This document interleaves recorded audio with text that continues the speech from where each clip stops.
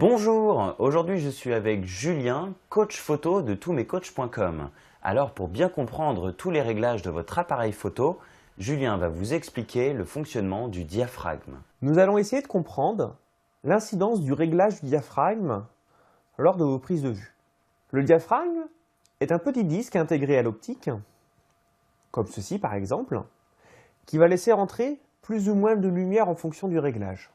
Voilà, là il laisse rentrer peu de lumière, il s'ouvre, il laisse rentrer beaucoup de lumière. Et il y a une incidence énorme sur le résultat de votre photo. Ça se nomme la profondeur de champ. C'est la zone de netteté dans votre paysage. Prenons par exemple une scène. Premier plan, vous avez une brindille d'herbe.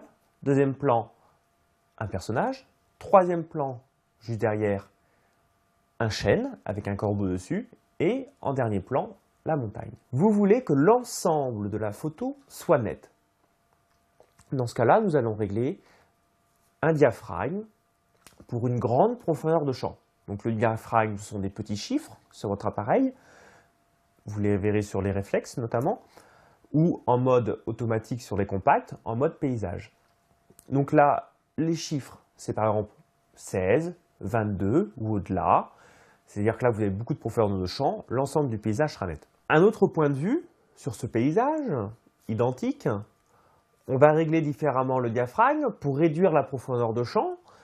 Je vais faire une mise au point sur mon personnage, réduire le diaphragme à des chiffres, disons 6,3 ou autres, pour donner uniquement de l'importance à mon personnage.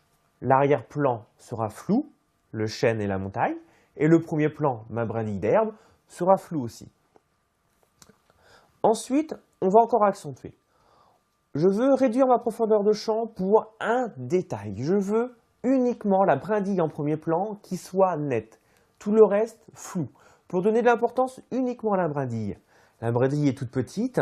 Je vais donc choisir un chiffre très bas, de 8, ou moins si votre optique le permet.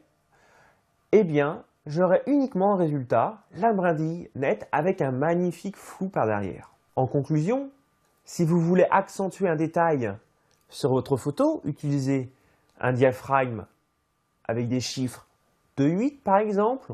Au contraire, si vous voulez un maximum de profondeur de champ, utilisez des chiffres plutôt élevés, par exemple 16, 22 et autres, pour justement avoir un paysage premier plan net, deuxième plan, troisième plan, quatrième plan, etc.